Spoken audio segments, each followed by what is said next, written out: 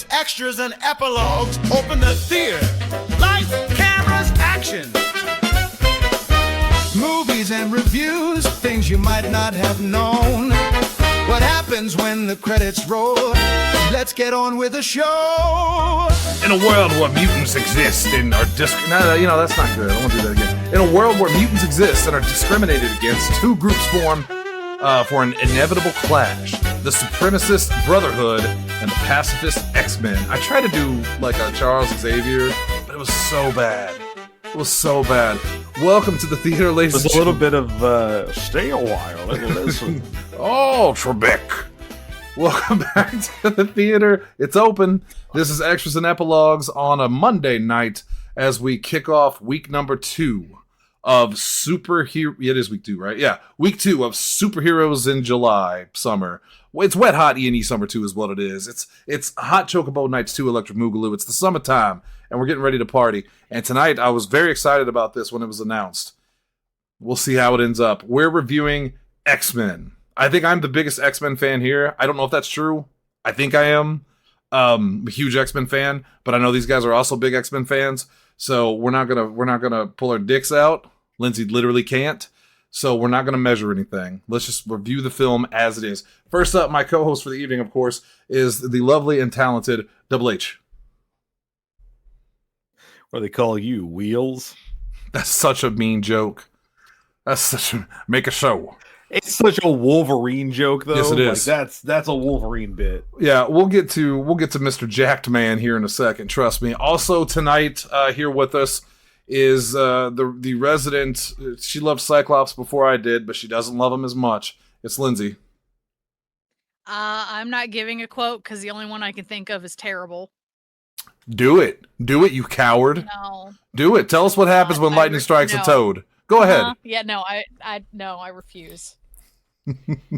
We'll get to that line in a second too. And of course, it's Jay. It's Zach. Hey, it's me.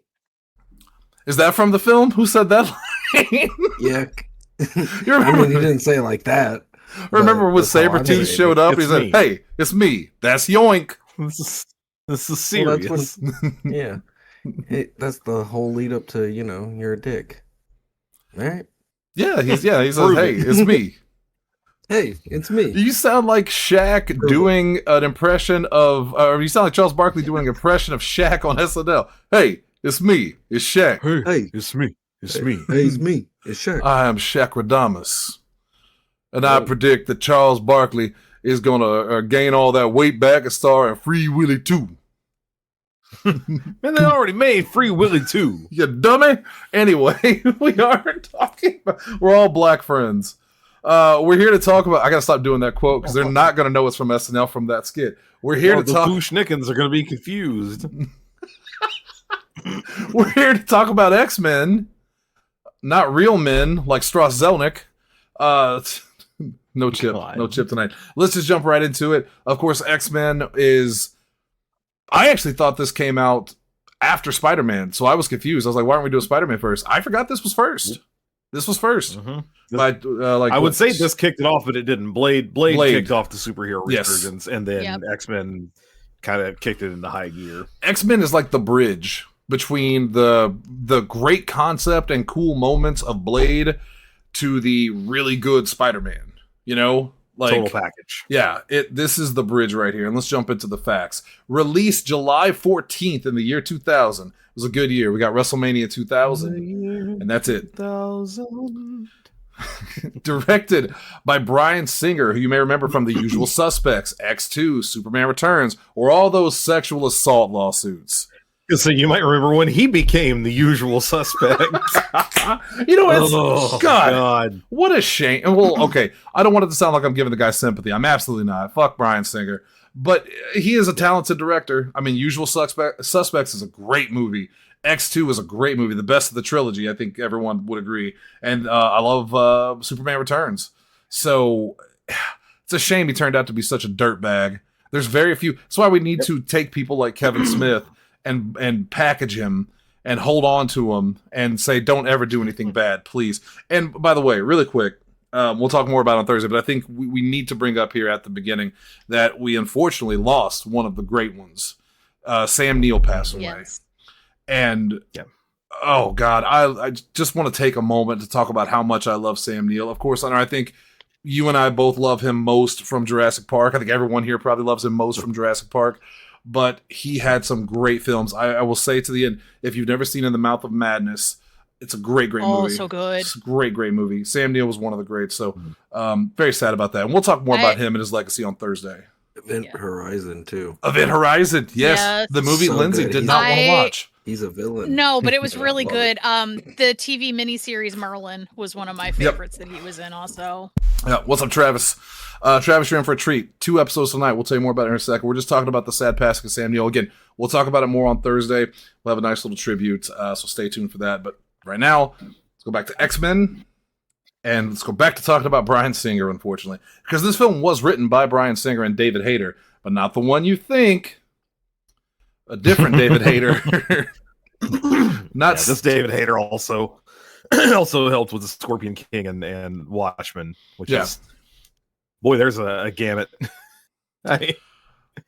You're really, I mean, okay, in fairness, he didn't have to write a whole lot of Watchmen other than for the screen, right? Because it's already an existing source material. He also he did have to come up with the Scorpion King. Yeah, that's what I was about to say. Boy, howdy, Rock not having a good week, catching strays on this show, and then Moana opened up to disappointing box office. And honestly, I'm not sad about it. Stop remaking films that don't need to be remade. Jesus Christ on the cross. Starring huge jacked man, because you want to take a moment to talk about Hugh Jackman. I hate Wolverine. He's not quite on the level of Deadpool for me, but I've never liked Wolverine until I saw Hugh Jackman play him. Once I saw Hugh Jackman play him, I actually started to appreciate Wolverine more. I don't dislike him anymore. I think part of it was just the whole concept that everyone loved Wolverine. It's like that skit with Pete Holmes. Wolverine, everybody's favorite, Wolverine. I thought he was uninteresting. He didn't connect with me. Am I crazy? Did you like Wolverine growing up? I liked Wolverine a lot growing up, but you have to also recall the biggest criticism that people had about Hugh Jackman getting cast as Wolverine in the first place is that Hugh Jackman's like 6'2", and Wolverine's supposed to be like 5'4", I think 5'6", somewhere Wolverine's there. like short. If he's 5'4", he's shorter than me. He's short king. Well, I think he is somewhere in there. Yeah, because he's supposed to be like significantly smaller. That was fun for me. That was fun that everybody really liked the guy who was like little and scrappy and shit. So yeah, I liked Wolverine before that, but I also was critical of this when it first came about. The thing that struck me most about Hugh Jackman in this movie, watching it again today, he's in good shape, and he doesn't look ridiculous. He doesn't he's look not like ripped. he's been dehydrated for a month. Well, he is ripped. That's the thing. He's actually in incredible shape. Right, but not to the extent he will be later. Where he's like a cartoon where you're not character. seeing a fucking 8-pack. Yeah, because again, he doesn't drink water for 24 hours or whatever. Like, stuff's unnecessary, man. He's on that diet water diet later. You know? Yeah, it's ridiculous. I actually kind of really liked seeing today, the version of it where he's just a dude. Yeah, because he is. Wolverine's just a dude. Right. Yes. By the way, in the comics, he's 5'3". 5'3", so he's even shorter than I thought. There you go. Yeah. Well, this is why people kept saying it should be Danny DeVito, which Danny DeVito's significantly shorter than that still, but they were like, at the very least for Deadpool and Wolverine, there's got to be a variant that's Danny DeVito, right? And he's Wolverine. That'd be great. And we did get Short King Wolverine, thank God. I'm posting a picture in the chat. This is, I forget which one this is, but this is the evolution of what he started to become later, where he just turns into like a full-on, muscle boy. Yeah. That looks like it's insane. The Wolverine. Yeah, which is I think it is because that wood cutting in the background, which is the worst X-Men movie, right? Like we were talking about this earlier. I like the intro. Well, it's X-Men Origins, but yeah. Shit, my bad. That's what I meant. Wolverine is 2 different things. That's the better. The Wolverine's pretty good, actually. The Wolverine's okay, but it suffers from not being as exciting as it could be. It's still better than Origin by far. Yeah. I do like seeing him take the bomb, though. That's pretty, not saying, oh, that was cool watching that part, but, getting to see how extensive his healing factor will go. Was cool. One Atom survives. A better version of a bomb in a superhero film is when Batman's trying to get rid of that bomb, and he runs to the edge of the pier and he tries to throw it in, and there's ducks everywhere. Fucking white TMND. It's so much fun. Also in this film, the greatest casting in the history of superhero films. Patrick Stewart as Professor X. Boy, this was a no-brainer. They struck gold with this one. That's a layup. I think he has officially retired from acting now too. No, he dispelled that rumor. He's in Doomsday. Yeah. Well, okay.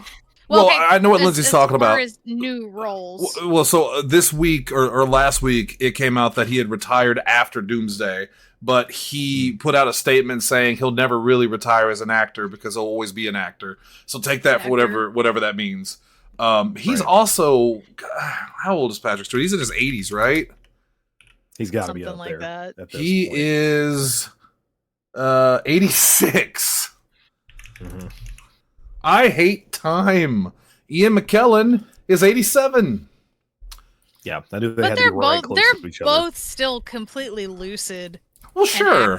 Yeah, I mean, stuff, Mel Brooks is 100 and he's still going strong. You know? But unfortunately, your benchmark for acting is not generally what you want it to be. Is not lucid. Get him on the set. Like a U.S. senator. Okay, does he know where he is? To some 80-year-olds that we see on TV all the time. Right, C-SPAN. Yeah. Yeah, I mean, that's what I'm saying. Rest in peace, Lindsey Graham. My personal hero. Wait, what did Zach say? So Ian he was the narrator for the Ted show, and then Patrick did narrations for the movie, so they both narrated for Ted. I hate that trivia. Hey, I'm just saying. Ian McKellen is also in this film as Magneto, and that was one of my biggest problems with the film originally. Was I didn't know how good of an actor Ian McKellen was. I only knew he was playing a character I knew, and I did not like his portrayal of Magneto back then, only because he was too elderly and too frail. I mean, look at Magneto in the comics. Patrick Stewart as Xavier, fine. He uses his mind. But Magneto in the comics is jacked. I mean, he's imposing. But in watching it again today, I still think he's too small, but he cuts an imposing figure in a lot of this film. He has the air. My favorite scene in this movie visually, and it was back then too, to be fair, is the part where Wolverine calls him a hypocrite and says, you know, if you believe it so much, you should be in that machine. And then it shows him flying from that angle where he flies up to it. I love that scene. That's a very cool looking scene. There's others. Halle Berry. I think. What? Sorry, I was just going to say, age-wise, I think they painted themselves into a corner because they started with the throwback to 1944 in Poland.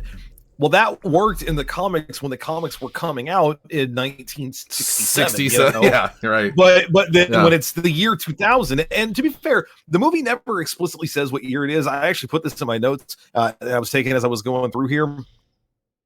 When they cut to Rogue set piece, it says it's in the not too distant future. And I wrote at the time, doesn't the movie eventually date itself, though? It doesn't.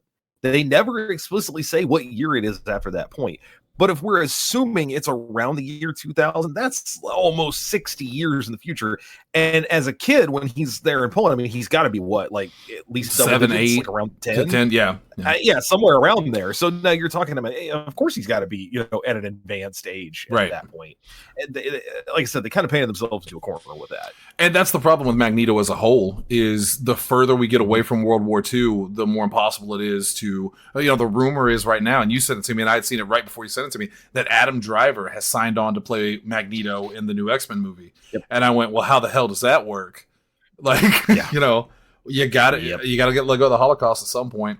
Halle Berry as Storm in this film, she's fine. She has nothing to do other than look cool and shoot lightning. And the best part of Storm in this film, and I've told this story before, is Chad and Bob went to go see this movie with Chad's cousin, who stood up when Halle Berry came on screen and started applauding and went, "That's Halle Berry, y'all!" And like, you dick, sit down, you bastard. I've said this before, I'll say it again, I do not get what it is people like about Halle Berry. Not in this movie. She's very good in like Monsters Ball and a couple other things, Swordfish, I think. Yeah. But like, I don't get it. And if this is your exposure to Halle Berry, here's the other thing that bothers me so much about this. It's not just that I don't think she's a great actor. I also don't think she's doing much here, and I think it's both the part of the problem of the movie and the problem of the person playing the character, because they didn't give her anything to do either. Yeah. So what is the point? This is a character who, in the comics and in the most well-known adaptation of this series up to this point, is known for the way that she speaks. Yes. Like Storm's cadence and the verbiage that she uses when she's speaking is very specific. It's almost Doctor Strange level, or like Thor level of like, it almost feels like a different language because she's so verbose. And then Halle Berry gets none of that in this movie. Well, she tries. This is the movie, like, she has a slight accent. Yeah. So, all right, I was going to bring this up later. I'm going to bring it up now. She's giving us nothing. I'm going to bring it up now. I think part of the reason I have a problem with so much in this movie, and I don't want to give my review away, but part of the reason I have so much problem with this movie is that we already had a more interesting version of X-Men in the 90s cartoon, where the characters talked like they were supposed to talk, where they looked like they were supposed to look, and the writing was good.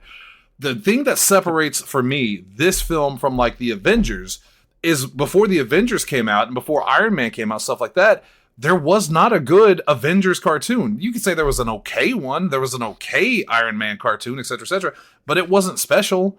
And Iron Man, the film, took that and made it exciting. Whereas this took what was already good and it made you go, wait, what? Why are you doing that? And I think that works against this film. And even to this day, they have yet to make, other than a few movies that I think were really good, like X2 I think is really good, First Class is really good, Days of Future Past is really good, but for the most part, X-Men 97 now especially blows it out of the water in its storytelling and its the way they make the characters so accurate to the comics. And I thought, well, okay, but this is a film. It's got to be more serious. They can't say all the goofy things that you can say in a cartoon and stuff like that. But then within the first 20 minutes, when Wolverine meets Rogue and he's, what's your name? She goes, I'm Rogue. I sent Hunter that message. I went, I'm Rogue. What a stupid line. What a stupid line. Why is he the Wolverine? Well, it's on his name tag. He's calling himself Wolverine at that point. Why? I don't. At least when you get Cyclops and those guys, they're established members of the team, so they have code names. Right. But Rogue, Wolverine, I could at least forgive. Maybe that's what they called him when he was in the war. Maybe that was his nickname, as he was the Wolverine. But why Rogue? Like, it's that scene from, take it back to Jurassic Park, when Dotson is like, you don't use my real name, and Nedry's like, yeah, Dotson's here. Dotson's here. Nobody knows you. See, nobody cares. Yeah. Nobody knows you, Marie. Don't get cheap on me. Anyway. The only good thing about this is that they send it up years later, not literally, but basically in I think it's Infinity War. It's not in game, it's Infinity War. Who are you guys? I'm Peter Parker. I'm Doctor Strange. Oh, we're using our made-up names. I am Spider-Man. Yes. And that's funnier. That's entertaining. Yes. Anyway, yes. James Marsden as Cyclops, who I hated as Cyclops when I was a kid because I thought he was too scrawny. I actually thought he did a pretty good job rewatching it today. The problem with him is that little he gets to do. There it is. They don't give him a lot, and they give him a little to do in X2, and then by the time X3 comes around, he's signed on to do Superman Returns. So now they X him out. Yeah. So it's a shame because he was really good, and I actually did like the banter between him and Wolverine. That's pretty good. That was fun. That's one of Lindsay's crush buttons. Oh, we know. We all know. Everybody knows. Of course, we have Bruce Davison as Senator Kelly, Rebecca Romijn as Mystique, which I really like her performance. I hate her costume. I never understood it. Yeah. Is she naked? Is she scaly? Oh, sure you did. You understood it. You understood why that's happening. Yeah. Yeah, she's good as Mystique, though. She's so much better than Jennifer Lawrence is as Mystique. I hate to say that, but I just like her performance way better. The difference is she wants to be there. That's true. That is true. Jennifer Lawrence wanted to be there one time, and then every time after that, she was playing Katniss Everdeen, and she was like, "What am I doing? Why am I here? Yep, I don't need this." She Han Solo'd him. She made them kill her off in the last film, basically. Mm-hmm. Ray Park is Toad. Toad sucks, so at least he looked cool. And he did the little thing with the staff. And lightning struck him. God, he does the staff thing, and I just was like, "This is just Darth Maul, man. Darth Maul. He's just doing Darth Maul." Speaking of Darth Maul, I think it's funny that on the X-Men like IMDb page, it's just a picture of Darth Maul. There's no actual picture of him. It's just Darth Maul in the desert. Yep. Yeah, because that's what everyone remembers him for. Unfortunately, that's it. Yeah. I think that's all the major ones. Sean Ashmore? Yeah, Sean Ashmore is Iceman. Of course, Anna Paquin is Rogue or Marie. Tyler Mane is Sabretooth, which, look, I'm going to go back to that other Wolverine movie, the Origins one. Liev Schreiber is such a good actor and was the worst Sabretooth. I never appreciated how bad his Sabretooth was. He's barely even Sabretooth. That's He's barely Sabretooth. It's like a name only. This one he felt like Sabretooth. Yes, other than like Hunter said, and this is when I started to notice the cracks in the armor. What does he do? Yeah.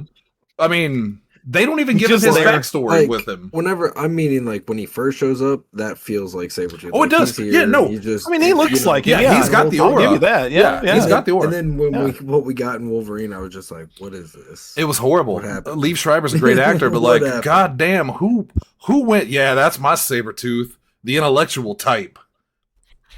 Fucking stupid. It's a real shame they didn't cast Aaron Ashmore in this, by the way. That's in the trivia. So I didn't know this. Scene, yeah, that scene where Mystique turns into Iceman as she's going past the real one, or basically she's already him in the hallway. Bryan Singer had to go in and splice together all these different takes, like these two separate takes, and get it just right so that it looked like the same person was in the hallway. None of that was necessary. Sean Ashmore has a twin brother named Aaron, who is also an actor who looks basically just like him and definitely looks enough like him that you could have used him as a stand-in in the fucking hallway. All they had to do was hire him for like one day. This is that part where I'd be there going, how embarrassing. Like, you could have just... They did it in T2. It ain't good enough for X-Men. Yeah. And then, of course, Famke Janssen as Jean Grey, which, in my opinion, is the worst of the cast. Not because she's a bad actress or anything. Halle Berry. Halle Berry's the worst. Yeah, Halle Berry's worse. Okay, I'll give it to you. But I never felt like Famke Janssen really, had that character. She never really showed that she's was also Jean giving Grey. us nothing. No, other than she has. Before I hated Jean, though, so I give her credit for that. Here's part of the problem, and I know we're not out of the woods here. We're still talking characters and actors and all that, but like, they made a real series of choices as to who got to be in this movie. I get that Jean Grey is there from day one. I get that. I understand that she is a founding member of the X-Men. You know who else was? Iceman. He's not treated like a founding member in this movie. He's a child. Beast, who's not there at all. Beast, Angel, who won't show up for another couple of movies. But so I'm not going to take. But when they got Beast in there, boy, they knocked it out of the park with Kelsey Grammer. Ooh. Yes, but again, here's the problem: the argument that like this is the origin story doesn't play because most of these characters already aren't like themselves. So was it really necessary? You're going to cut Jubilee out? I mean, you said this earlier. Every bit the thing that Rogue does should have been Jubilee, and I know we're going to talk more about that in a little bit. She's there. Rogue should have been a totally different character, right? Jubilee's there. Rearrange all these other characters and their origins and all that, and then you're still going to give us a Jean Grey who is basically a less powerful Professor X and offers next to nothing else to the story other than to be girl for two guys to pine over. Like, there's just nothing. It's another thing where you're giving us nothing to work with here. Like, Jean Grey's not an interesting enough character on her own unless we're going straight to the Phoenix stuff or there's a legitimate love triangle. Also, why does Wolverine fall in love with her immediately? Like, I mean, he literally is like, she tells him, I think Rogue has taken a like to you. And he just goes, well, tell her someone else, my heart belongs to someone else. Really, dude? Are you that pent up? You couldn't nail any tail up there in the north? It's easier than a Costco. He's all into her because he has to be because the story dictates it. Anyway, that's it. Anyway, why is she into Scott?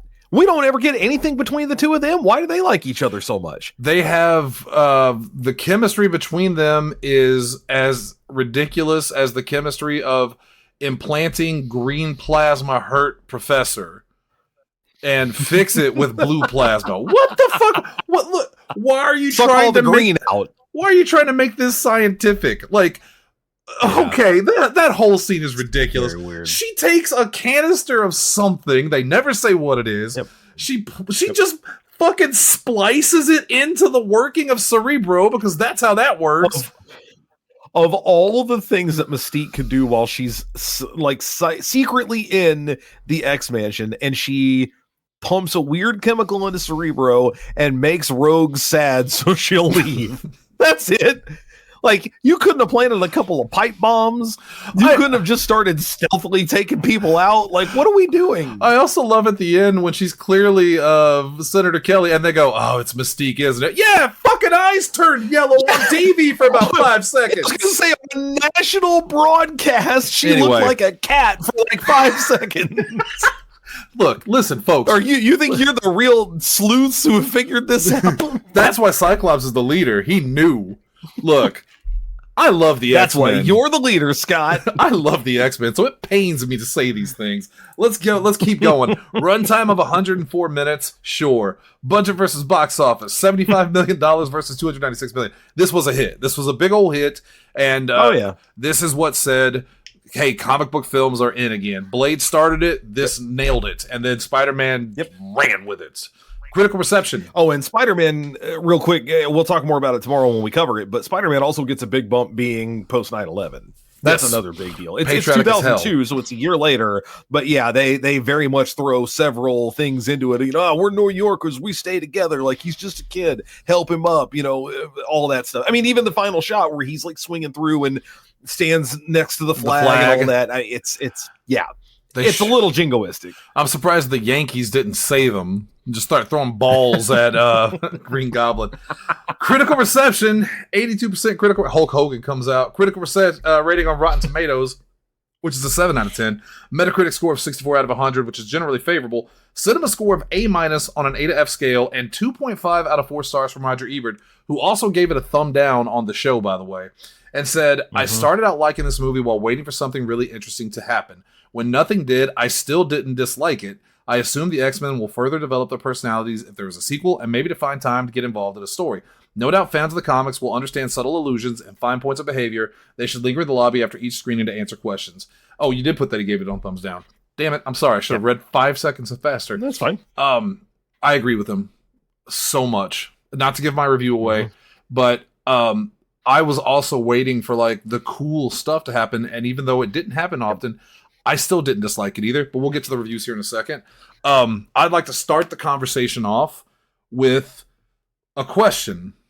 Why, in the scene, and Lindsay, this is to you directly as the James Marsden lover, why, in the scene where they go to the train station, one, why did he wear that big-ass visor instead of his glasses, which he was wearing earlier? But he pulled the hat down. And why did he wear the hat? What was with the hat? Yeah. What tactical advantage did the field leader of the X-Men get with that hat? Yes, please, Hunter. No, Lindsay, please. Yeah, go ahead, Lindsay. He needed that extra 2 seconds to not have to swap them out. The real answer, unfortunately, takes us out of the story, and the real answer is they wanted that scene of Toad knocking his visor off and stealing it from him. That's it. Yeah. That's the answer.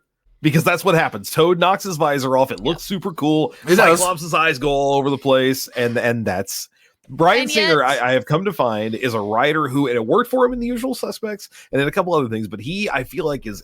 I would be shocked if I was wrong. He's the kind of guy who writes cool elements. He's like... It's Shannon, this is perfectly for you. He is a guy who...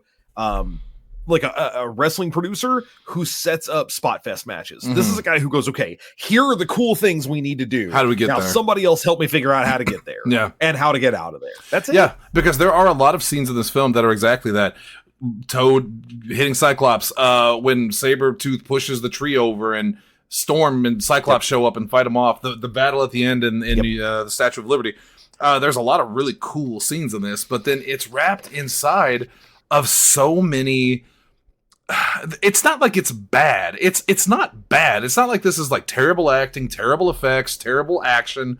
It's just not great. Like the part where Wolverine sits down with Rogue on the train and talks to her, it's I don't know, man. Something about Anna Paquin's performance in this movie as a whole, I just didn't care for. I know she's young, and she turned out to be a great actress. Don't get me wrong, but it was so stiff. Well, it was so stiff. Did she? Well, yeah, because she was Turned in out that. to be a fine actress. She was in True Blood. Never watched. Have you ever watched? No. Have you ever watched True Blood? No. I was gonna say. I don't think I've I've ever seen all of 3 episodes of True Blood, and this girl's got the worst Southern accent I've ever heard. I couldn't take any more of it. And she does it in this movie. She does it there, and it's bad. But she could play Every Lindsey Graham time. in the biopic. President Trump, I'm. You can count me out. I'm off the train. Sorry, not sorry.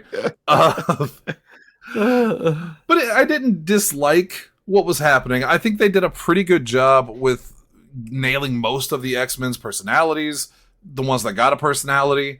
It was easy to follow, even though it didn't make a lot of sense. Like, what was Magneto's plan? Where did he get the technology to turn people into mutants? Oh, brother.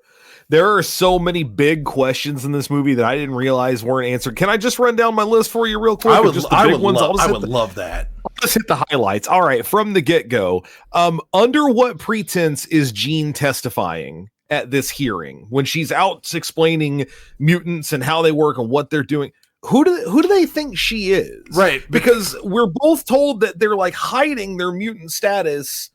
But then why is she there? They call her Dr. Jean Grey. We never find out what she's a doctor of. Well, and I want to tack onto this, because if they're trying to hide their mutant status, the last thing they should do is go in front of everyone and argue for mutant rights, because people are going to start asking questions. If Joe Biden like started appearing at trans rallies, arguing for trans acceptance, people would go. Not that I disagree with them, obviously, but I would go, well, wrong with it. No, but why is Joe questions that would be Biden asked. doing it? Right. Yeah,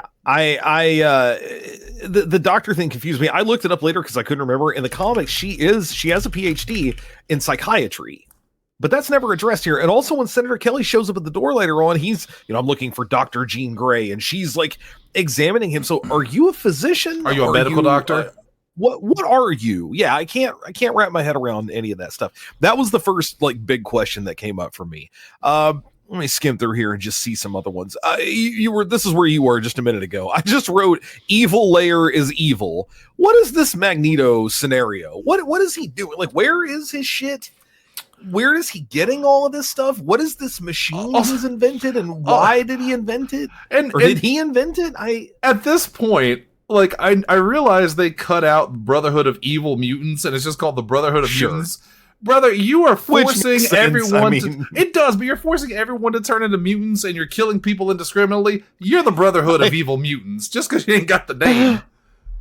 I wrote down, where is it? It's got to be later in it. I said, this whole make everyone a mutant thing feels very, I don't want to cure cancer. I want to turn people into dinosaurs. Like, it's just Sauron. I understand that Magneto's whole thing is mutants are the next step. That's what we're going to do. And he's a little crazy on that. The best villains are a little off the rocker, right? They think they're doing the right thing. But then we later find out the X-Men themselves specifically say, oh no, he doesn't know that his machine is going to kill the people that it turns. What?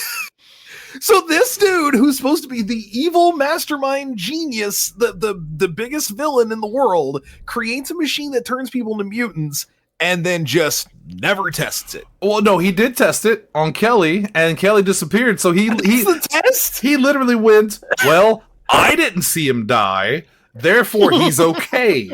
Because they show later when they're put up against the wall, Jean says, I saw what happened to Senator Kelly, and Magneto goes, oh, so the senator survived his fall. He's getting more powerful every day. No, he's dead. He's dead. He liquefied. Which by the way, a horror one of the show. most horrific deaths I've ever seen in a movie. Horrifying, especially because he knows it's coming. I forgot about the whole I don't want to be alone. Like, he's literally holding her hand. That's horrifying. I said to you, because I wrote it in the notes too, wait a minute, the Sam Raimi movie's tomorrow, right? Oh, like, this isn't the horror movie. I remember watching this as when I was younger and going, that's bad. That's gnarly. Like, this is kind of a family film in a way. But man, I have so many questions about the whole Magneto thing. Again, the evil. Oh, does he have the hat? Bizarre for me. They made an action figure of that scene. Oh shit. No. the machine itself, I continue to have questions about. So how does it work? Why is it powered by his magnetism? How did he come up with any of this? I can feel this one. A wizard did it. No. It's one of those things I never thought about when I was younger because I'm like, oh, it's a comic book movie. It doesn't need to make sense. But the more you think about it, it very much is he's the only one that can do it. But why? I guess he's sending his waves out to hit everybody. But what does the machine do? Is it a super collider? Does it create mutation? And how does it only target that's what humans? we find out. Yeah, he said specifically, they go, the radiation doesn't affect mutants. Why? What? They can still mutate? If it's radiation. Yeah, because mutants, that's famously a thing that happens. They can further mutate. What was his plan if the mutations were really cool and they turned against him? Well, I can feel this one. Everyone would be happy. And they would be like, oh, thank you, Magneto. I can fly now. I'm not mad at you. You know who I'm mad at? I'm mad at Professor X for keeping this from me. And then I flipped the script on it, and I said this to you too. And look, again, I know some of this is going to read super nitpicky. I get that, but actually, I got to delete multiple things here. I forgot so much of that was just tied up in that machine. Really I said it about Batman, and I got to say it here too because it works both ways in this movie, both the villains and the good guys. Where the fuck are the X-Men getting all this stuff? Where did they get a fucking Blackbird like stealth jet? Where is he getting the money to make any of this shit happen? I can kind of not really feel this, but I always assumed that this is a private school and that they're paying a shit ton of money for these kids to be there. Sure. I even wrote down like it's got to be tuition, right? Except not all the time, because we know a lot of these kids just get admitted when they show runaways. Up. Yeah, Rogue is one of them. I think we find out in X2, if I remember correctly, that yes, Bobby's parents are paying for him to be there, but they live in like a modest house. Yeah, like how much are they paying also, really to make this stuff happen? I think they also are under the illusion that it's like an actual private school. See. Like a mutation. Well, sure, but how much money are we generating here? Well, I mean, I'm just saying for Bobby's family, if I remember correctly, that's why they didn't know he was a mutant. Yeah, at least. Yeah. I like to think that the parents know they're mutants, and Xavier is like, yeah, we'll take them in, but you better pay us a lot of money or we'll put them motherfuckers on TV. They're extorting them for money. It's like Blade in the first Blade movie. This ain't, this ain't charity. This isn't a nonprofit. Yeah, that's what I'm saying. Like it just there's a lot of shit happening here. Here's the problem. Here's part of the problem. They don't have enough of the X-Men characters in this film. Because you could easily explain that away as Forge. Forge can literally create anything. He could make the Blackbird in 10 minutes. Beast is brilliant. Is an inventor. Why is he not there? Like you said, this is the symbol for money. He's expensive. Yeah, he's expensive. Lindsay, do you have the Senator? No, that's the only one from the set I'm missing is the Jean Grey that comes with the melting Senator. Nobody wants that toy. Cool. Nobody wants that toy. I had that toy. Nobody wants that toy. This one came with, because this version of Jean came with Toad. Ugh. Yeah, the slime. Yeah. Nobody wants those toys. Go ahead. I had them. All of them. I think I'm missing Sabretooth actually also. Another big question. Okay, so most of this plot is centered around Magneto getting his hands on Rogue so that she can copy his powers because he doesn't want to die. Which ultimately, if we're gonna accept the machine and all that other stuff, fine, it's fine. I get it. The whole point is that Magneto's kind of a coward and he doesn't really want to die. Like it's the Thanos thing. Like he was never gonna snap himself away. Yeah. So you can use that against him. Fair enough. How did Magneto even learn about Rogue? When does he learn about Rogue? Because in the beginning of the movie, Rogue kisses her boyfriend, puts him in a coma for 3 weeks. The next thing we see, she's showing up in Alaska. And then the first time there's any interaction there is when she and Logan get run off the road by Sabretooth. Now, at the time, we think that Sabretooth and the mutants are after Logan, but we find out later they're not after Logan, they're after Rogue. You could argue if she used her powers in that fight in some way that they reported this back to Magneto and he's like, wait a minute, we have a new quarry. That would be great. But she doesn't. So I'm doing more homework for this than they did, and I know it's not right, but the only thing I could think of is if they were originally looking for Logan, but they changed their mind because Mystique was on campus when Wolverine stabbed Rogue, and she drained his power and came back to and regained her strength. We don't know that. We don't know. That's what I'm saying. I'm doing more homework. There should have been a scene where she said, "Forget Bones McGraw. I saw a new girl, and she would be great for this." But also, was Wolverine going to be able to power the machine in the first place? Because they made it sound like it was Magneto's powers that did it. Because Rogue has to copy his powers to make it happen. Well, so how was Wolverine going to power it? No, again, I'm doing more homework for it.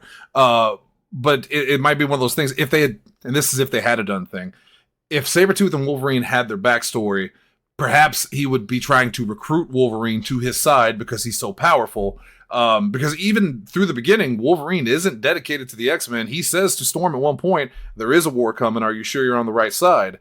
So maybe Magneto thought we could get this guy on our side and he would be an incredible, ally. But they don't say that. Sure. I'm giving them credit for things that aren't said. And also, none of this answers the question about the machine. He clearly designed the machine with the intention of having someone else of having literally someone using his powers to do it. So that makes it sound like Rogue was the plan from the get-go, but how the fuck does he even know who Rogue is? We never get any crossover there. That would be ridiculous anyway, because that would be under the assumption that he built the machine. If he was always planning to use Rogue for it, then he would have had to have built the machine in the time between when she learned of her powers and when she joined the X-Men, which is the span of like a week. Yes.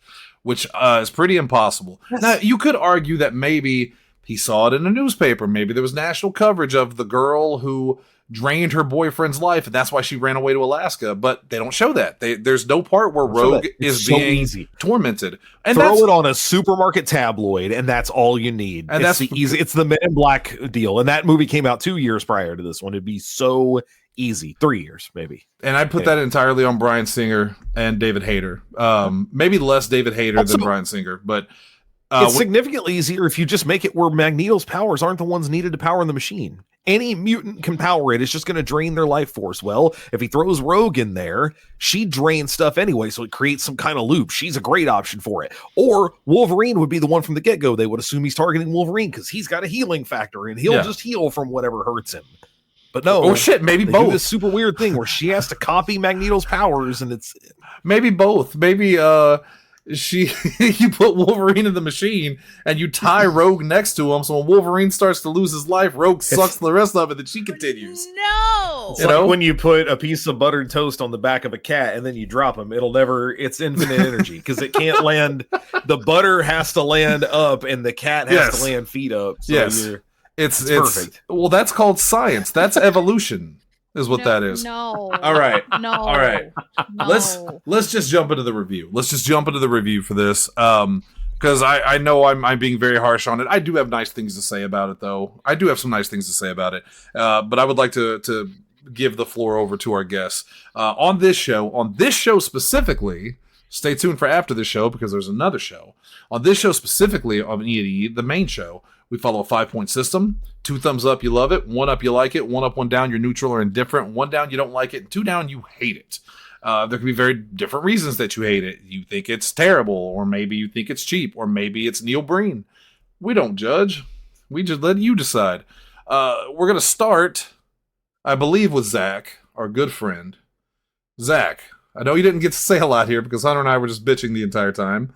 But it's warranted. Zach, go ahead. Give us your review for X-Men. So originally when I saw this movie, I really enjoyed it.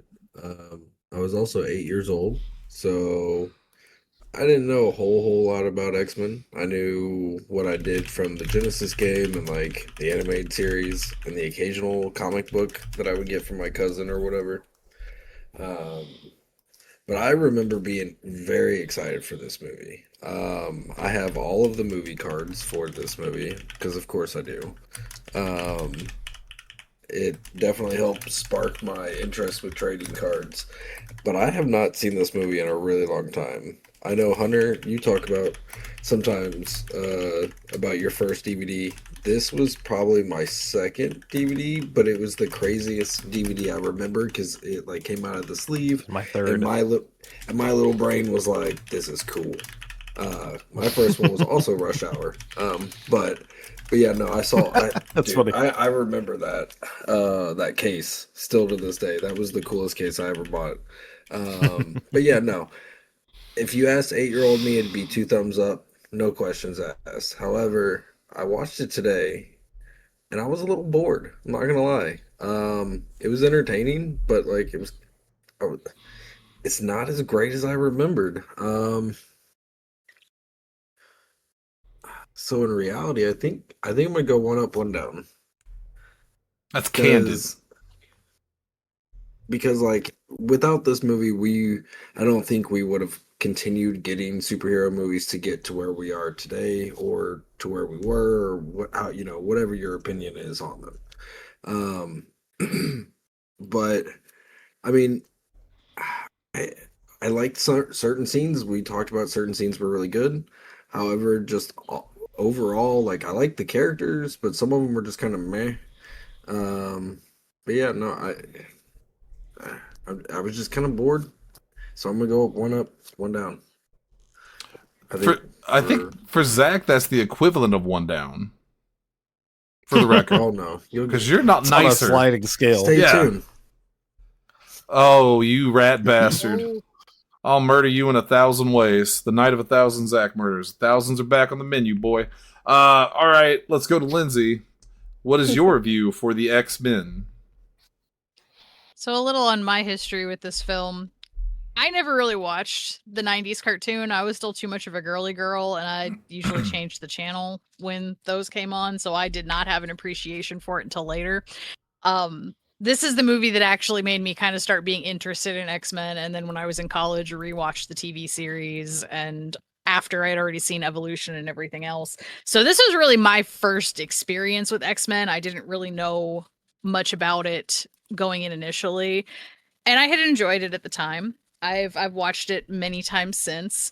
Some of you know that I like freaked out my senior year of high school because we got to go to Casa Loma, where they filmed a good portion of the Xavier Institute. And my favorite part of the movie still is when it pans into the science room with Storm. Like, I specifically made a point to take a picture of the stained glass window in the conservatory because the movie's pans down, and I still love this photo to this day. But yeah, this is the movie that kind of sparked my interest in X-Men and Marvel and DC Comics and stuff in general. Like, I'd had a little like taste of Batman and stuff prior to it, but comics weren't my thing. And so this one here is what kind of like lit my interest in the world of comics and superheroes and stuff that way. I agree, the film has its issues and pacing problems here and there, but as a whole, I am still going to stick with 1 thumb up because I do enjoy this movie. I think people should watch it, even if it is, again, just a taste of like comic book movie history to kind of see where we were and what got us to where we are now. I don't disagree with any of that. I do need to point something out, though. Doball said Neil Breen is Wolverine, so I had to make this. This is Wolverine. Wolverine. No. I give it 3 Breen salads. It's so bad. Oh my God. I especially love it's rated R for strong violence, language, and themes of existential rebellion. What does that mean? It's also in Breen vision. He's got 4 on one side and 3 on the other. The question is when he hooks up with someone, does he leave the claws out or does he detract them? Well, he's definitely hooking up with someone. It's Neil Breen. That's going to happen. Yeah, reality is probably going to be films. out of his league. She'll be 27 and a model, and they're the same age in the film. That's how it goes with this guy. Hunter, it's your week with the mutants. So if you would like to take it, is my week. Yes, this is my week with the kids, isn't it? Kid mutants.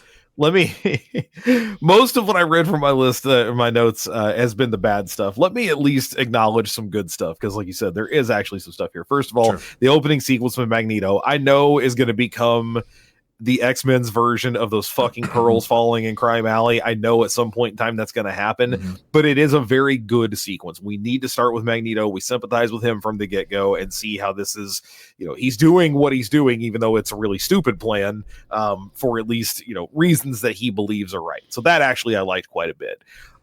I completely forgot this movie, or at least some of the tension of it, was about registration, about registering mutants. They were doing Civil War before Civil War, which is kind of cool. I know that was an X-Men thing. I didn't realize that was. I wish we got more of that and less of, no, I don't want to cure cancer. I want to turn people into dinosaurs. I wish it was more about, like, I don't want to be. Magneto should be acknowledging the fucking number more often. I know that's going to happen again in later movies, but this should be a major source of tension here. Some other stuff that I did like, that sequence where Logan finds Rogue in the back of the trailer. Number one, I was like, wait a minute, doesn't he have a crazy sense of smell? Like, wouldn't he smell her a mile away and know that she's there? And then when he does uncover her and kicks her out, she says, I saved your life, and he seems to give in and lets her in. It's like, no, you didn't. He knows good and well you didn't save his life, because he would not have died, even though she doesn't know that. He would not have died from some little piddly ass knife. This is Logan taking, responsibility for her. The Jubilee for her. It's relationship. Yes, it's basically exactly what it would have been with Jubilee. And so when you know that, even though the movie's not doing a ton of work to show you that, when you know that, it does make the whole situation better. Jackman is actually really fucking good as Logan. You and I both said it. Whether you like it or not, this is the Wolverine you wanted or not, he is just very good in the movie. And he has to be, because he is the protagonist. Yeah. Wolverine is the protagonist. This should have been called Wolverine and the X-Men. Yes, this is a Wolverine movie. They fully, centered the whole thing around him, which, again, for better or worse, is sometimes a good thing. It just depends on who's writing the character and what else is getting tossed to the side because of it. There's a lot of expositional dialogue in this movie, which normally I rail on pretty hard, but I specifically wrote in my notes, expositional dialogue is A-okay when you're Patrick Stewart. You get to do that when you're, especially Patrick Stewart as Charles Xavier or as Captain Jean-Luc Picard. You can tell me whatever. Just keep reading the fucking phone book. I don't care. Yeah. It's not even just the voice, it's that he does a good job of embodying why those things have to be said. And Ian McKellen does a little bit of them.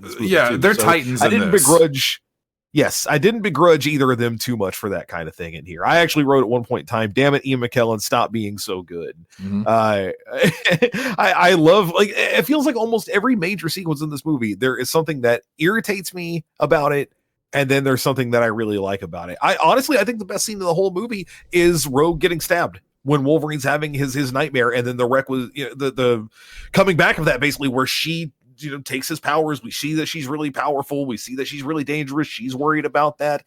That scene to me felt more important and more like, oh, these people are learning who each other are and how they can be dangerous to each other than anything else that happens in the movie. It was the one I had the least problems with when it was all said and done. So I like that quite a bit. But then, almost immediately after that, not too long after that, you get, the scene of Magneto controlling the guns and turning them on the cops is iconic. And I love the line of "you homo sapiens and your guns." But then he fires the gun and he stops the bullet, and it's like drilling into the guy's head, and the guy's freaking out. Why doesn't he move? Why doesn't the guy just move? Like, at the point the bullet's already, he could just, why is it hurting him? Just lean back, my guy. Like, well, to be fair, Professor stopping that bullet?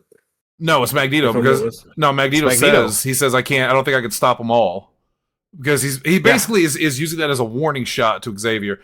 In that guy's defense, if I was in a situation where a bullet was doing that but not going through my head, I would be afraid of moving, because if I moved, what if he lets go? I'd be pissing myself. It's still a bullet. All he's got to do is lean. I'm not even saying get out of the way of it. I'm saying just lean back. He makes it sound like it's hurting, and I'm like, just lean back. You know what it is? It's that fucking clip from AEW with Harley Cameron, where Hiroshima puts that kendo stick to her throat. She's just sitting there, just bored.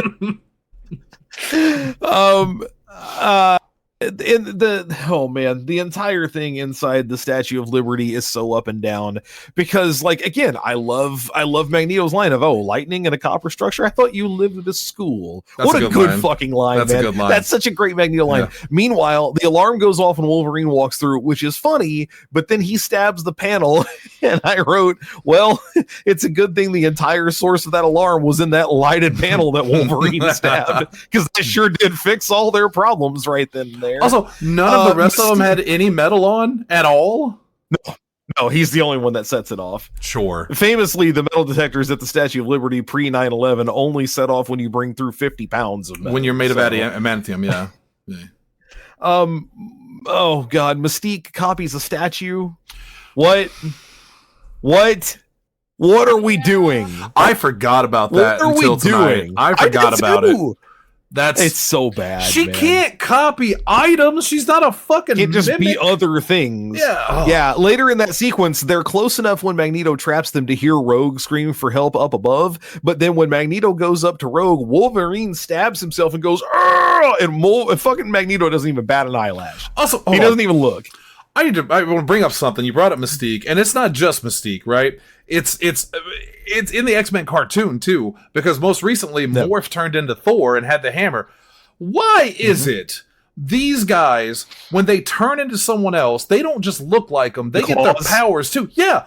She got claws. If you can do he that, breaks the claws because they're not real adamantium, but she does have them. And Morph's got Mjolnir. How do you pronounce it? Mjolnir. Meow meow. If you could do that, just morph into the most powerful fucking thing in the world. Turn into Thanos twice. It didn't have the powers. Right, it didn't have the powers, but like he still has the He has a hammer. Where's Right. it coming from? I always hated where's that. it coming from? The point of Mystique and Morph is that you can look like someone else, not that you become them. That's so dumb. Sorry. I just hate that. No, it's again, there were a lot of little nitpicks that just kept getting me with this. Jean keeps yelling at Scott to wait at the end about taking the shot, but he's saying, like, I have a shot at Magneto. She's like, no, you could hurt them. Well, but he's not going to shoot at the thing. He's going to shoot at Magneto. I want to feel this one. I think she thinks he's going to blow it up because Wolverine said, if I fail, you can at least shoot it and blow it up. Right. And maybe she doesn't know that he's looking at Magneto. But they sure spent a lot of time he could on have that without just it said, being... when she says don't shoot, he could have been like, no, I've got a clear shot at Magneto. I'm going to take it. Yeah. Right. If I hit him, I can fix the whole... Yeah, its characters not talking to each other. Look, a lot of this movie is like one of those cupcakes that... I heard something a while back ago that was, if your pile of frosting on your cupcake is bigger than the cupcake itself, then you made a bad cupcake. Right? That's wrong. That's the wrong way to do it. Yes. This movie is kind of like that, and that's not to say it's a bad movie. It's gonna taste good, and you're gonna enjoy parts of it for sure. But getting to those parts is going to be frustrating from time to time. It looks cool, especially for the time. It's fun to hear character names that you know and see them portrayed.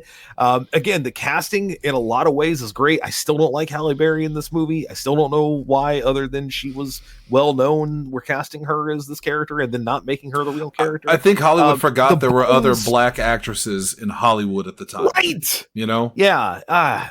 The bones are there for what's going to be. Again, we've said it before, X2 is a better movie. I'm almost positive that's true. I suspect we're going to find out in the near future.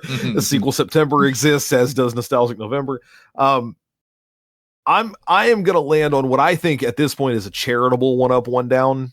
If only because I don't think it's a bad movie. Again, almost everything we've talked about here is a nitpick, save for some really major things that needed more explaining. Ultimately, the movie does move along in a way that makes enough sense that most people are not going to sit there and go, well, what happened there? I didn't get that. What's going on with this?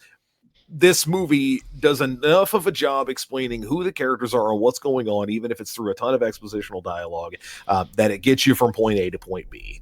Yes. Roger Ebert, like you said, I think really did say it well when he said that about, I kept waiting for something cool to happen. And then it kind of didn't really happen, but I wasn't really upset with it. I just know that something better has got to be around the corner here. And that's what this feels like at the end of the day.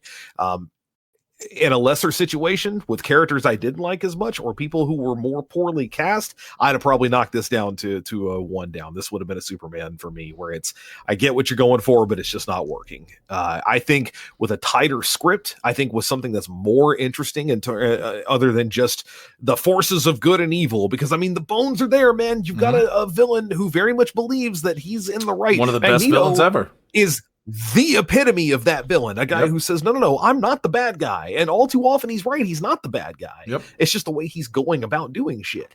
I just wish we had seen more of that. Because, I mean, again, it is cartoonishly evil to go, my way of fixing things is I'm going to use this machine and turn everybody into mutants. And I don't know how it works. Maybe it'll work. Figure it Maybe it out as it happens. Yeah. We'll make revisions for the next time I use it. And when we find the next road.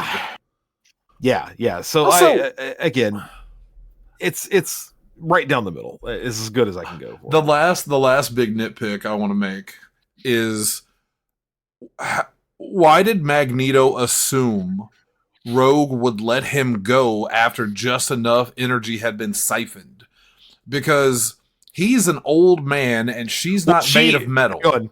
She doesn't touch him. I do remember this. She's handcuffed at the time. He touches her. He touches the side of her head, and then he. Okay. See, Thank you. Yep. That was a question I expected to have too. But at the same time, now if you want to nitpick that scene a little further, something we haven't talked about, doesn't she have control over how she uses those powers when she gets them? So can't she just be like, no? I'm not gonna. Well, like they show her hands magnetically attaching the thing, and I'm like, but you have his power. That power is control over magnetism. So the only two things I can think of that is, one, she didn't know how to use it. She has the power, but she just because she gains the ability doesn't mean she knows what to do. She knew how to use Logan's. Well, that's a healing factor, though. I assume that's just your body kicking in to heal itself in the way that it would if you had a cold, etc., etc. That's just my theory. Maybe. But my other theory is that maybe Magneto had enough left in him. He can't fight, but he forced the cuffs down, which put her hands on it. But that's not what happens in the sequence. They make the magnetism sound, and her hands get drawn down to the thing. Well, then clearly a wizard did it, and I'm done explaining things to you. It doesn't make any sense. Well, I'm not gonna drag this out any further. I know I complained a lot about this film, but it's still the X-Men, and I know you're not expecting a 2 thumbs up, and nor should you. No one in their right mind would give this 2 thumbs up. I'm really concerned about Lindsay for giving it 1 thumb up. I'm gonna go with 1 up, 1 down as well. It's everything you said. It's everything both you and Zach said, and Lindsay. To be fair, like it's nonsensical in parts, but it's easy to understand. Even though they don't explain to you how everything's made, you at least know what it's doing. So you're not going, well, what are we doing here though? It's still the X-Men, and it's cool to see Cyclops shoot his laser beams and Wolverine slash and Storm. The part where Storm flies out of the elevator towards Toad is very cool, and you understand why she's an Omega level mutant. I mean, she is extremely powerful, and you get a taste of that here. They did some of the characters some real justice, and there was fun cameos. Kitty Pryde, you walking through the door, Jubilee, in pretty much every X-Men movie, including the one where she had a character and then they cut her for some fucking reason. Yep. She's there in the background. I love the dialogue between Magneto and Professor X. It's what this movie really hangs its hat on, and that's why I think it bookends it, and it should. The part at the end with Magneto and him playing chess, to me, is iconic, and it's much better in the second movie, but most things it's a shame they didn't know how to play chess before the movie.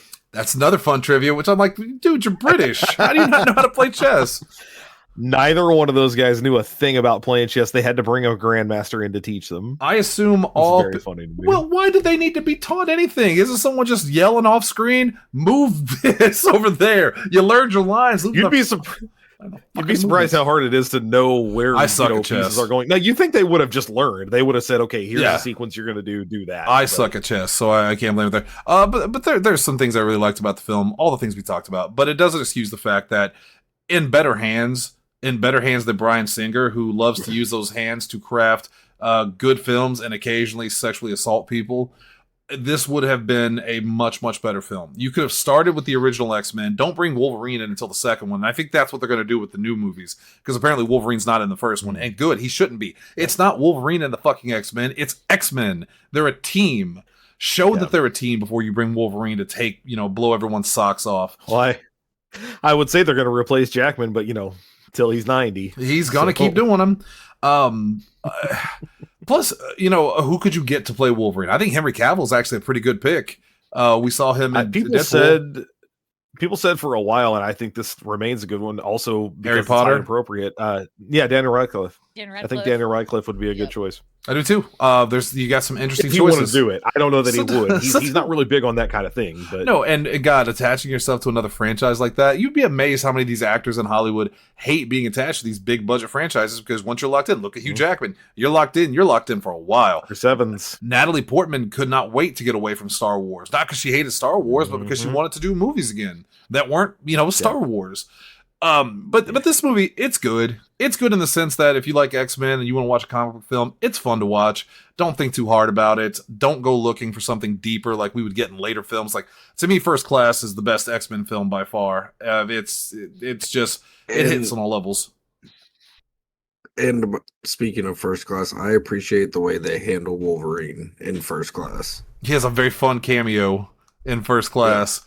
Like, if you have to have him in it, like, if, say, First Class would have been the actual first X-Men movie, if that's all you get, and, like, you still, because they never really, like, besides saying Logan or whatever they might call him by his name, but, like, that, I think, would have been kind of what you were saying, where you don't bring him in until actually later on in the movie. Like, for the people that want him, I guess you could throw that cameo in there. Yeah. But I mean, at that point, we know why it's there. But like, if they would have just gone that route, it would have worked, I think. Well, and it kind of makes sense because Wolverine does have a long lifespan. So he was alive during that time period and he wasn't interested in being on a team. And you do have a telepath who can seek out powerful mutants. So sure, it's a harmless little cameo.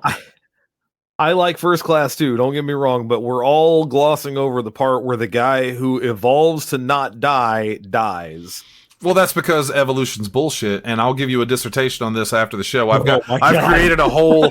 I'm going to put you on the fence for now, and I'm going to win you over with my argument. That's pretty good. I wish you go ahead and move me over. Go ahead and move me over there. But yeah, he made some good points. He made some good points. I don't want to look like a stupid science bitch, but it's one up, one down for me. Let's go to the ending. The X-Men scale the Statue of Liberty, battling and overpowering the Brotherhood. And boy, don't you wish the X-Men had access to more of those X-Men at this point? There's a whole team of them.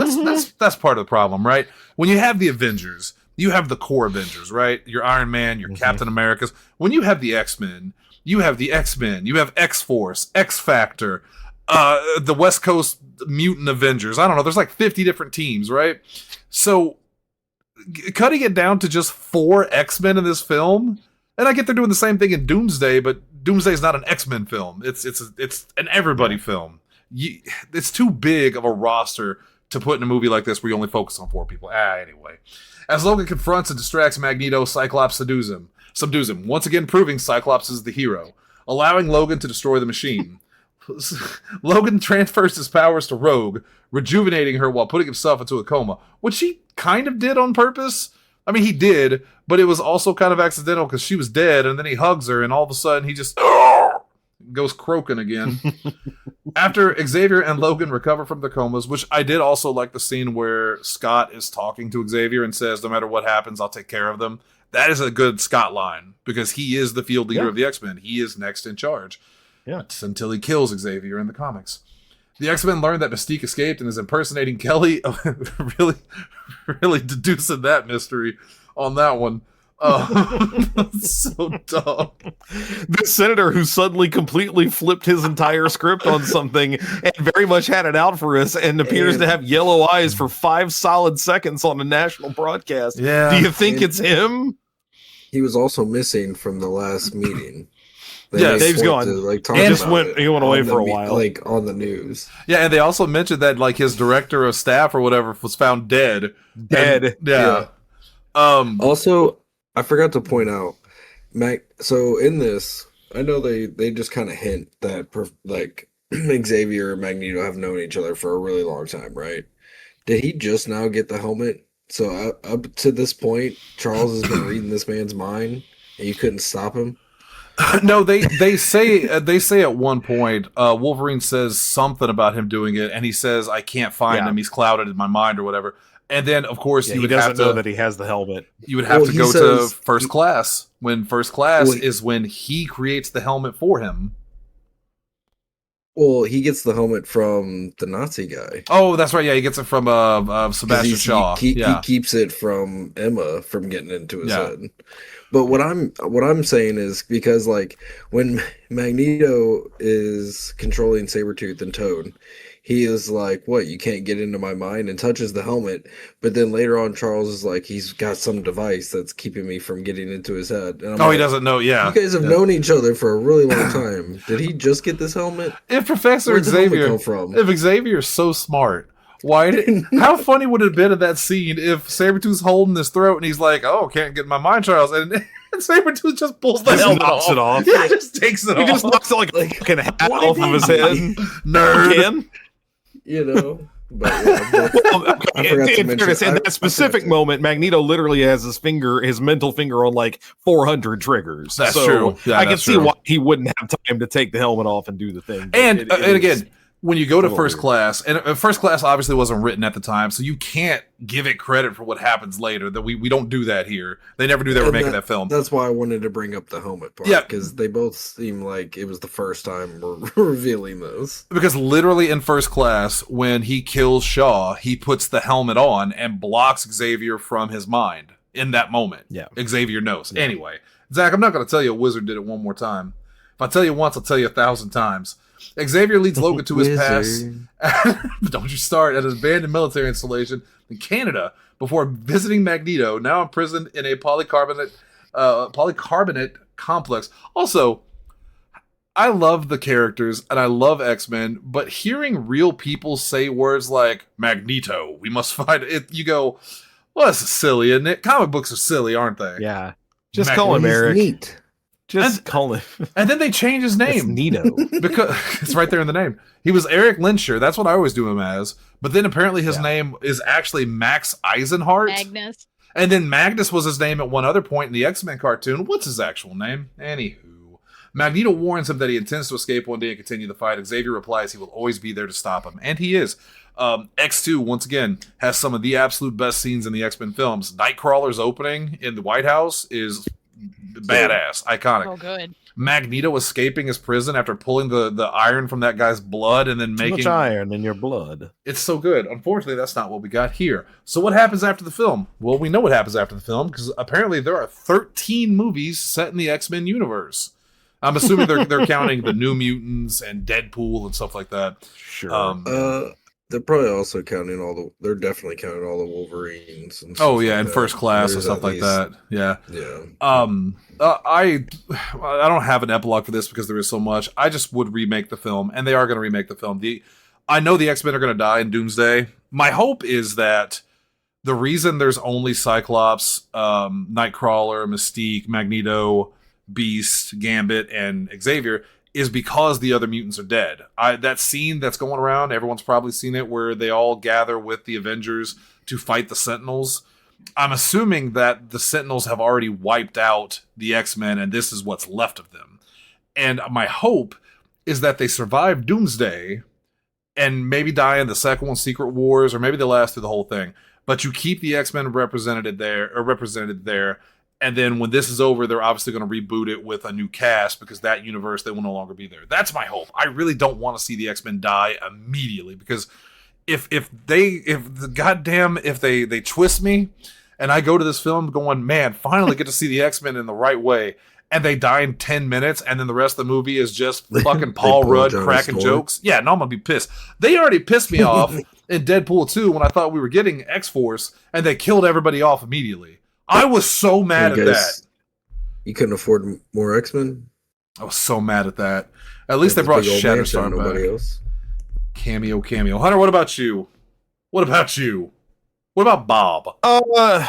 I mean, we like you said, canonically we know how this ends because it goes on to a second film. I think if I have to follow up directly from where this went, a lot of what X2 does makes sense, right? I'm here for oh god, who does Brian Cox play? What's his name? Stryker. Stryker, yeah, the military guy, William Stryker, the one who I think he's X. a good choice for your next villain. Yeah, we get a little bit of the Sentinel type action. All that stuff works. I do think that the choice of introduced characters into, and now I'm just reviewing another movie and not really giving an epilogue, but I think if there's a big deficit, it's who they introduce. Why Jubilee doesn't get introduced as a major character is beyond me. I really don't understand why these movies ignore her. So this is what I was talking about, where the show did it better. Your point of view character into this world should not be Rogue, and it shouldn't be Wolverine. Jubilee is perfect for it. She's Right. literally she's Rogue but more interesting. And they squandered it. Jubilee's already on the team and doesn't do dick for the entire. She has never done anything, and I'm glad that now at least Jubilee is starting to get a little bit of respect because of X-Men '97 and Marvel Rivals. Like, thank God. Well, it's also bizarre to me that we get so much Rogue because they wanted Anna Paquin in that role for whatever reason, but then no Gambit. Like, Gambit's just never there. He never really gets his due diligence Except for his way name. later. That's His it. little name, yeah. Yep, And it's stupid. Remy LeBeau is one of the names on one of the registrations or whatever. But that's Second weird because in X-Men Origins, Taylor Kitsch plays him, and this is set in what, the 80s, I think. And so Gambit is a full-grown man in that, which, if you follow the timeline, means when Rogue is like 14, he's like 35. So they really fucked the timeline up so bad. This is one thing I'm actually glad that Kevin Feige has a hold of this bastard, because so Scott in this series is the younger brother of Havoc, which is supposed to be the other way around. Scott's the older brother of Havoc. Scott is in the Wolverine origin film in a prison along with Emma Frost, who's a teenager, despite the fact that Emma Frost was a full-grown adult in First Class. They fuck this timeline to hell, man. It's bad. Because the frankly, Wolverine came out and everybody said, fuck that movie. And they said, wait. Look, we can do it better. We apologize. We'll do better. Yeah. I promise. Keep coming, please. Basically what I'm getting at is, if we're going to focus heavy on Wolverine and Rogue are the protagonists of this first movie, they're the main characters. And if we're going to continue doing a version of that where that is the case, I'm perfectly fine with what we do with Wolverine and X2, because again, it's still basically his story. It's the Weapon X story. That's got to be covered. Good enough. Works for me. But Rogue needs a more interesting continuation, because all we really get is her and Iceman, which makes next to no sense, and nobody cares. Iceman's gay. And right, in the comics, granted, that doesn't come out until significantly later, but like, I'm just not super interested in this whole fire and ice, him and Pyro thing. I could give a shit. I don't care about that. Let's go balls to the wall. Give me the real Rogue origin story, because Rogue is going to get real boring real quick when all it is her power is, I don't want to use my fucking power, right? I can't it comes kiss up on you, that famous Shug. meme that happens. What happens in the third one where, we've got a cure. That sounds great. And Storm's like, we don't need a cure. There's nothing wrong with us. Well, that's nice of you to say, Johnny Five Dicks, but Chainsaw Hands over here would like to be able to touch a person. Yeah. Like, they have a thing they'd like to cure. It's bad for them. It must be wonderful to be gorgeous and be able to control the weather and no other side. Meanwhile, Beast over there is a giant furry. Yes. So again, give He's me not the real getting laid. Rogue origin story. Like, start X2 basically with them in the midst of some heavy shit going down, and she ends up. It doesn't have to be Captain Marvel. I know that that's a version of it or whatever, but like, let's see her get her hands on some evil fucking mutant, drain him to death. She gets the same powers, super strength, flight, etc., and then have to fucking wrestle with that for a while. That would be great. The cool thing is, it could be Captain Marvel now because they're all under the same banner. It literally could be. I'm saying. This version. A direct continuation from this movie, a version that needs to happen. I do disagree on one thing, though. I actually really did like the Pyro and Iceman dynamic in part 2. I think the guy that plays Pyro in 2 and 3 is much better than the guy that played him in the first one. No offense to that guy. He didn't do jack. He's barely there. Yeah. But he's so good. I was deleting notes along the way. I wrote specifically fake Pyro is going to get recast. Yep. So does Jubilee, by the way. I think Jubilee is played by 3 different actresses across the 3 different X-Men movies. Yeah. The real problem is that whenever they introduce the Dark Phoenix storyline, it kills every version of X-Men for some reason. They cannot do Phoenix. They've never been able to do it correctly. I saw X2 with Vina, and she doesn't know anything about X-Men. She doesn't know anything about mutants. And the part at the end where the Phoenix, is in the water, and she was just like, "What does that mean?" And I'm like, "Oh Christ, I don't have enough time to tell you. We're not going to be together long enough to figure this out." That's why you just say fuck Jean and go with the other storylines. Well, no, Scott keeps doing that, and look where it leaves us. Jean. Yeah, but he also has been with how many other women? Well, his most interesting relationship is Emma Frost. Like, Scott and Emma Frost is a better relationship, but it's like that fucking Mary Jane and Peter Parker thing. Like, there are some relationships in comics that the fans just will never let go of. You want to give me a real love triangle? It would require her to not, the other person in this third relationship not be there. Give me fucking Scott, Emma, and Tony Stark. Because Tony and Emma are a really interesting couple in the comics, too. You know what? No, that's a really interesting version of that. Fuck it. We're just gonna. Here's my movie I'm pitching. It's called Marvel Love Island. It's Scott, Jean, Emma, Namor, Tony, Sue Storm. It's just all Wolverine, Gambit, Rogue, Magneto. Yep. It's just all of them hanging out together, drinking and fucking and fighting. That's the movie now. Rated R. Would make so much money. Oh yeah. Well, I think actually, Hunter, they did make that already. It's just called Marvel Rivals. Go goon to that. That's true. Yeah, just jump onto the beach and. Zach and Lindsay, anything you want to add to this before we head out of here? No, I'm good. Okay, Zach. Yeah. Okay. Well, ladies and germs, stay tuned because after this episode, we are debuting our new show. It's shorter, so don't worry. It's called E&E Now Playing. I originally was going to call it Extras and Epilogues Extras, and then I thought, well, that's stupid. I was going to do like an E3, and I thought that might be copyrighted. So we're going to review Evil Dead Burn here in a second, but until then, Double H, that's not it for this week on this show, because tomorrow we're really going into some classic territory. Yeah, Spider-Man, the original Spider-Man 2002, Sam Raimi is on deck. We've kind of broken this month up into like eras. So you got your Batman and Spider-Man, X-Men and Spider-Man this week. Next week, of course, will then be Iron Man and the Avengers.